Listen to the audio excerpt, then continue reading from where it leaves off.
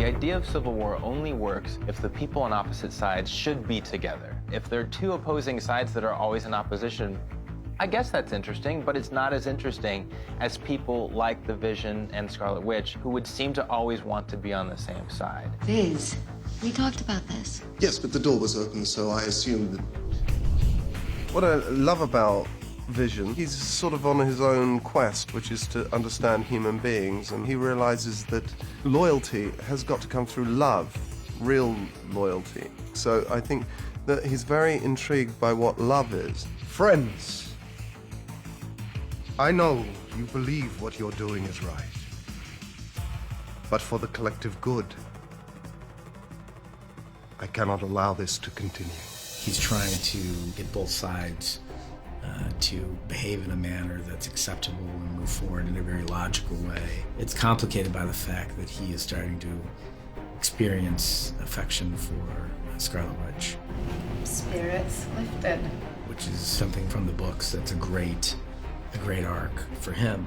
The way that they've intelligently linked them is that they're powered from the same source. So wherever she gets her powers actually came from the same stone that gives him his whole life. Miss Maximoff manipulates molecular polarity, allowing her to alter reality. I'm a little harder to explain. What you struggle with is he is AI, he's not human, and yet he's the most subdued and felt sentiment in the room. He makes sense in every level, in a logical level and in an emotional level. Although he doesn't mean to, because it's a computer, he doesn't know the difference, but it's his performance is spot on. Mr. Stark would like to avoid the possibility of another public incident until the Accords are on a more secure foundation. And what do you want? For people to see you as I do.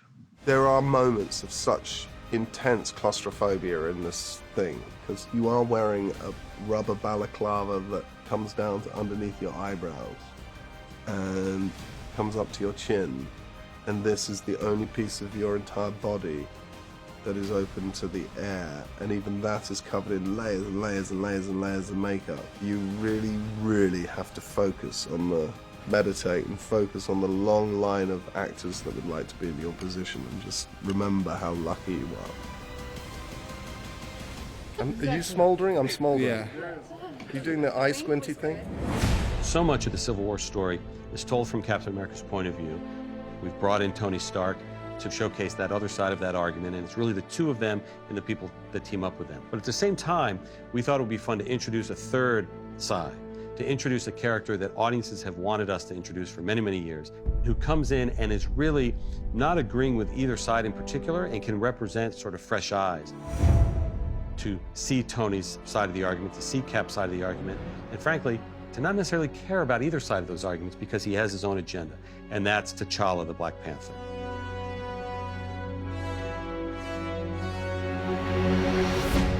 The notion of the Black Panther, the nation of Wakanda, where he comes from, has been seeded going back to Iron Man 2. So it really felt like this was time. Kevin was like, hey, we're calling you about this character that I think you're interested in. I think you know who I'm talking about. And I said, yeah, I think so. Like, are you interested in playing him? Yes. It was really that simple. Chadwick is a really smart, interesting, dynamic guy.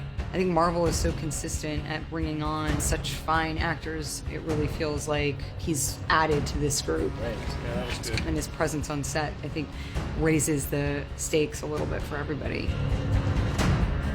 Growing up, I was a Black Panther fan. To see Black Panther come to life is really kind of like a dream come true. Chad gives him a great energy. He gives him a great confidence, a stoicness that I feel that character needs. Hey, what are you doing? Black Panther's been so incredibly exciting. In the comics, he's so ferocious. He's one of the best trained martial artists in the Marvel Universe.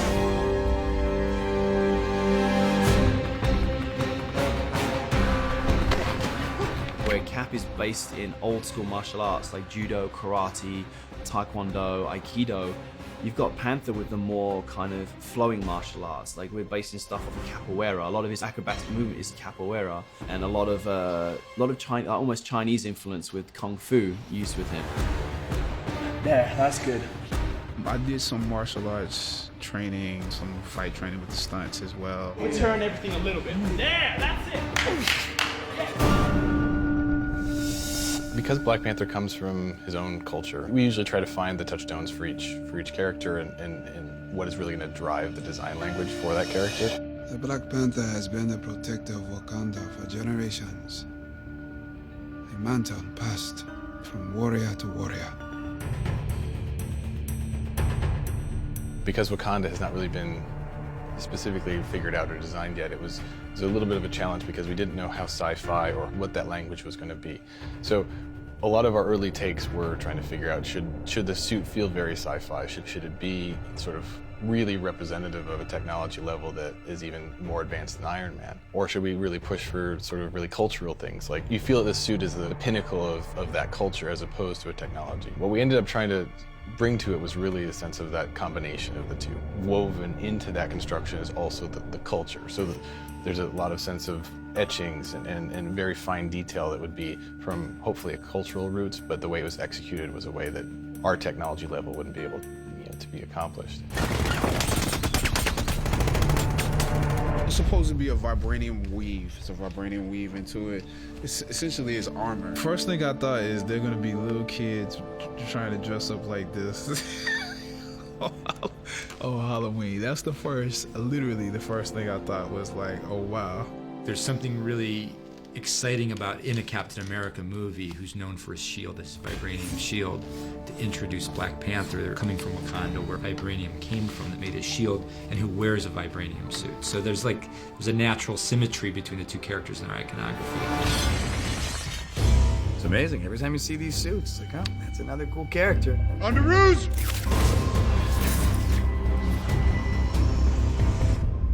Hey, everyone.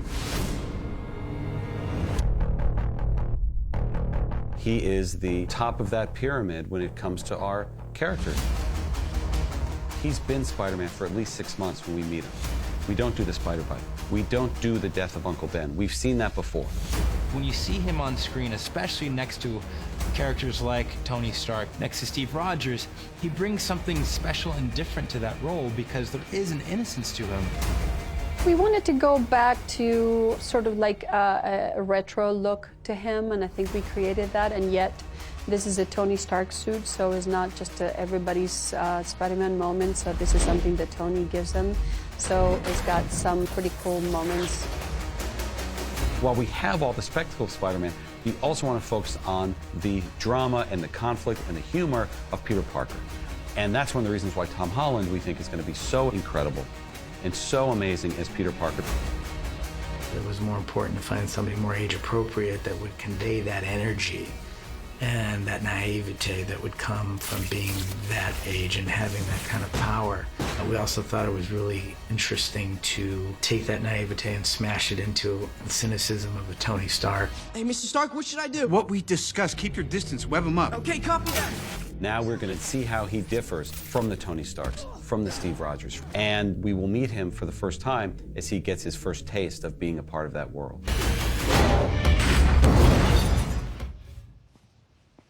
You got hard, kid. Where you from? Queens. Brooklyn.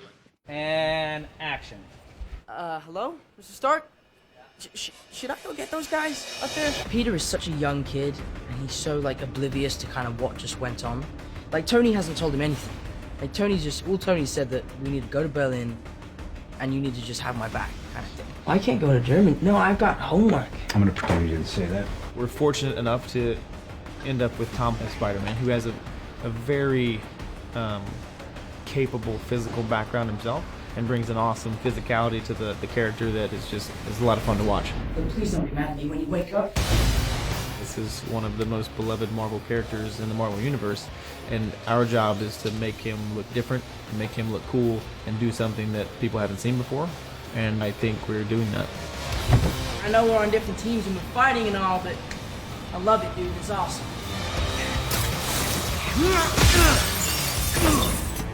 Team Tony, Team Tony Tiger. Our team would be Tony Stark, Black Panther, Spider-Man, Vision, and War Machine.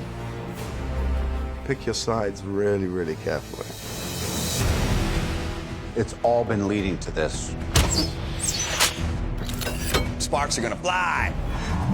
The throwdown. Today we're shooting one of the biggest scenes in the movie. In Civil War, it's one of the biggest scenes, I think, in any Marvel movie ever.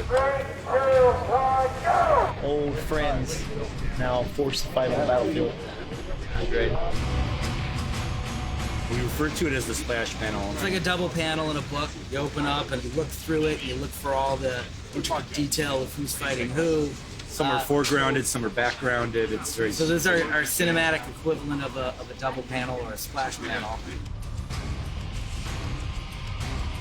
This is like a comic book fan's dream to see that. Oh, we doing that? Yeah. We had other comic book fans out there on the crew who were tearing up, and you know, it's amazing to see how much impact this mythology has on people who grew up with it. Best crew ever. I've had so much fun. You know, there's been a few moments in these films where you kind of look around and, oh, I'm in good company. This is rad. All right, you know, I got my costume on and I'm ready to kick some booty. There was one moment where we had everybody there. It definitely felt like we were shooting something epic. These are the real heroes. I'm terrified. I'm saying I don't want to do this. A lot of great actors on set today, a lot of great stunts going on. It's going to be a really hot and fun day. It was very surreal. Everyone turned to everybody else and was just kind of wide-eyed and saying, like, this is the first time and the last time this will ever happen. My mind's about blown. His might be as well. If you're talking about two sides lining up against each other, more powerful characters become key pieces. It's like a chess match. Just kicked War Machine, he lands, he's facing you, and then you come across.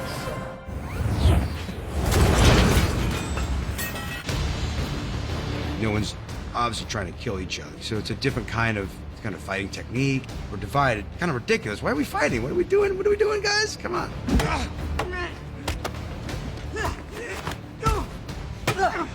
We're still friends, right? Depends on how hard you hit me. The great thing Marvel has done, instead of putting all the superheroes in this movie, they've been able to match the superheroes up pretty well. You get him off me. Even though everyone's fighting all at the same time, they have to obviously do like insular sort of fight moments. This can't seem to miss. Well, first time for everything.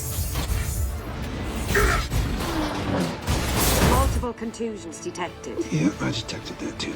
We've been spending months basically prevising it, and basically where we'd go in on the computer and just plan the attack. And one of the complications about it is like just the sheer number of heroes you have fighting each other, finding those moments that we most wanted to see, and getting every hero a chance through the course of the film to kind of interact with each other and fight with each other. That was probably one of the hardest parts. The amount of prep going into that sequence was more than anything I've ever seen or done. That's the fight that people have been talking about in the comics for years of what would happen if this character fought this character. Well, we had to kind of give answers to that. When you have a splash panel and you have a bunch of superheroes, go big or go home, right? And the idea was, what new trick can we do that will potentially be a showstopper so that we can achieve all these guys from stopping one another? Throw it at this. Now! Oh, come on! Oh, man, I thought it was a water truck. Paul Rudd is very funny. And you bring him to a giant superhero fight, and you could see the other side going, all right, well, right. He brought an ant. On my signal, run like hell. And if I tear myself in half, don't come back for me. He's gonna tear himself in half? You sure about this guy? I do it all the time. I mean, once, in a lab, and I passed out.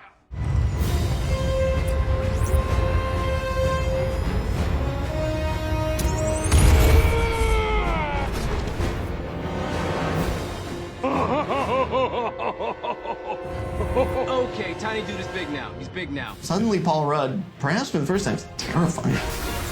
That's a power that you've never seen in the Marvel Universe, and I think, again, gives our film a scope that's going to be unexpected. Okay, anybody on our side hiding any shocking and fantastic abilities they'd like to disclose? I'm open to suggestions. In a scene where there's so much going on, you need something new, something bigger and crazier to kind of put the final stamp on it and go into the rest of the movie. And that seemed like a good way to go.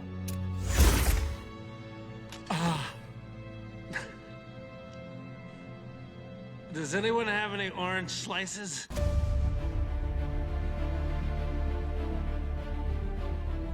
We didn't want to fall into a structure where the Avengers move into a conflict mode with one another, then sort of repair that and fight another bad guy.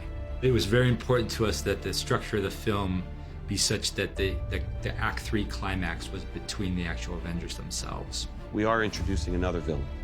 And he's a very different kind of villain who is not responsible for the events that lead up to Civil War, but who is fanning the flames and who is utilizing this conflict to his own advantage. The fake doctor is actually Colonel Helmut Zemo, Sokovian intelligence.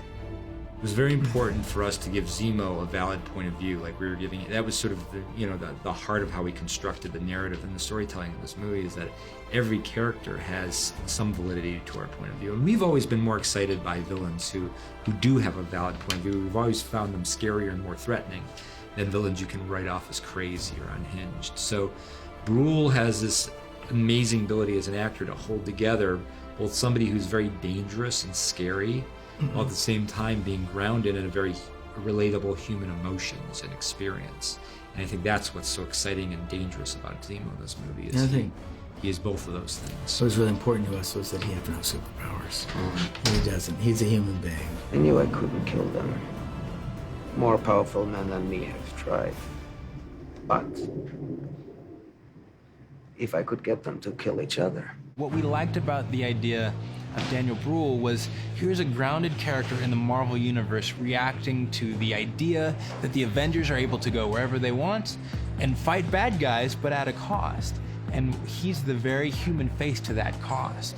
And I think bringing his perspective in the movie was really important, because it's not just about what other superheroes think about each other, it's what the common man thinks about the idea of superheroes in their everyday lives. You can't say he's bad, you can't say he's just the bad, he's the villain, you know? He has his very understandable reasons for the things he does. And that's what attracted me about the part, that it's not a one-dimensional villain who is just mean. My character is clever enough to know that nobody is strong enough to kill them, nobody is strong enough to destroy them. So he comes to the idea and to the conclusion that, they should really damage themselves. The Avengers have made mistakes, and he's a product of one of their mistakes. So he's really a very allegorical villain in this movie. He's just, he's their sins come to call on them. He's methodical and intelligent and passionate about his goal. And what's really interesting about him as an antagonist is that he's able to do something that Loki and that Malekith has never been able to do, which is to rip the Avengers apart almost without throwing a single punch. So how does it feel? Spend all that time, all that effort, and to see it fail so spectacularly. Did it?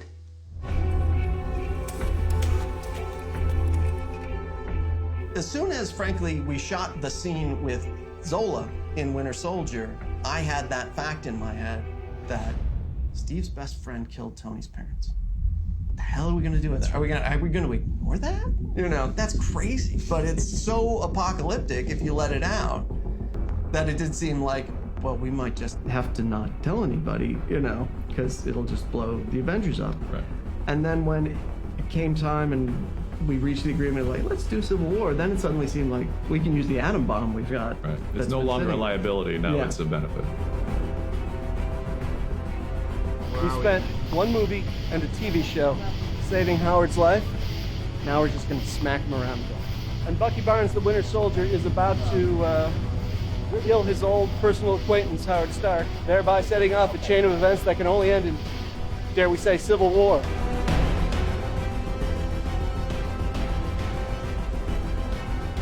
I thought about this moment forever where I just say, Bucky has just completely been more of an influence in my life that I could have imagined, and not in a good way.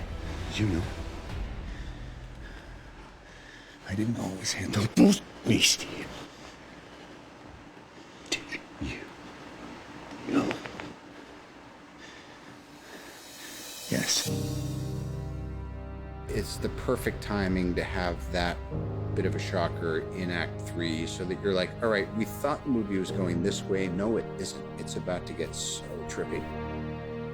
The worst thing that can happen in this movie, the darkest moment, the end of Act 2, is all the Avengers fighting each other.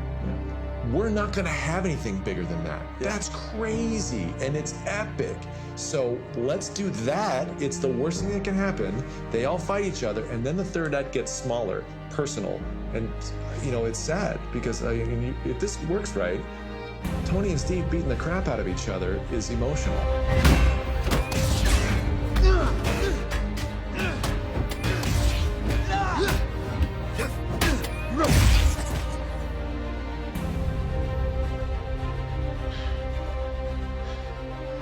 He's my friend.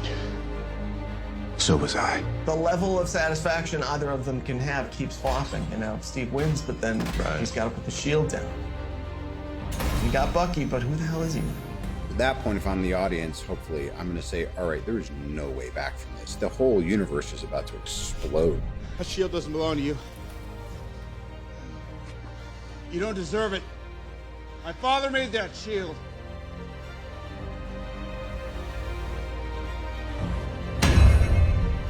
Russo's, you know, they make human stories with a superhero feel, as opposed to a superhero movie with, you know, human touches. That's what makes it so great. There's no right, there's no wrong. There's no clear evil villain on either side of this. It's just a matter of who do you agree with. There's times in your life when you must make a choice. And that should always be who you are. You should take a stand for what you believe in. And I think this is what these superheroes do. It does divide them, but they do take a stand. And the question is, will they be able to stick together as the heroic team that they are, or will this division tear them apart completely? But it's great seeing all those people suited up and knowing that we're tackling a story that a lot of fans want to see, and a story that's going to be the jump off for a next chapter in the Marvel world. Well, that's what's exciting about Civil War, is that you have the opportunity to tear down this family unit just prior to their darkest hour. You're giving the audience a great distance to travel to see if they actually can pull it back together to defeat what the universe will ultimately consider its biggest threat ever. No matter what, I promise you, if you need us, if you need me, I'll be there.